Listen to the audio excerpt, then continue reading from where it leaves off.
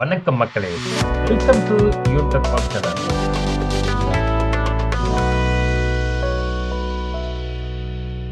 நம்ம இன்னைக்கு இந்த வீடியோல பார்க்கக்கூடிய ரொம்பவும் முக்கியமான இன்ஃபர்மேஷன் யாருக்கானது அப்படின்னு பாத்தீங்கன்னா, கலைஞரின் கனவு இல்லம் திட்டத்தின் கீழ் அமைச்சர் அளித்த ஒரு முக்கியமான அறிவிப்பை இந்த வீடியோவில் நம்ம பார்க்கிறோம். அதுவும் வரும் மே 31ஆம் தேதிக்குள் 1,00,000 வீடுகள் கட்டி முடிக்கப்படும் என்று சொல்லியிருக்கிறாங்க. அது என்ன அப்படிங்கிற டீடைலான இன்ஃபர்மேஷன் தான் இந்த வீடியோல நம்ம பார்க்கிறோம்.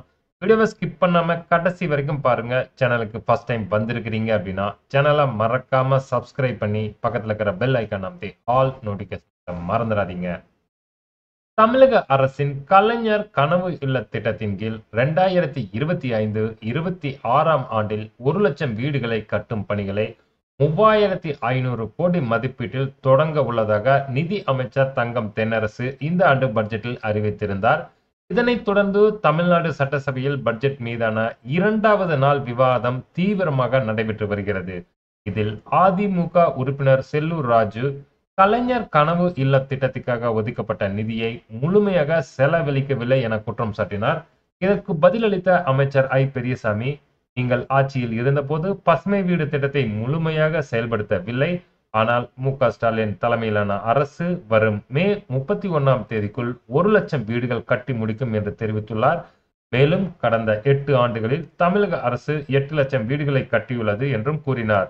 இந்த அறிவிப்பு வீடில்லா மக்களுக்கு அரசாங்கம் உறுதியான நடவடிக்கை எடுத்து வருவதாக காட்டுகிறது.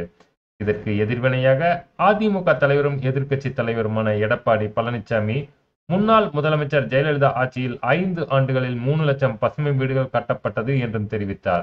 இவ்வளவு நண்பா, இந்த வீடியோவில் நம்ம பார்த்த ரொம்பவும் முக்கியமான இன்ஃபர்மேஷன். மே 31ஆம் தேதிக்குள் 1,00,000 வீடுகள் கட்டி முடிக்கப்படும் என்று அறிவிச்சிருக்கிறாங்க. ஏதேனும் சந்தேகம் இருப்பின் நம்ம கமெண்ட் பாக்ஸில் மெசேஜ் பண்ணுங்க.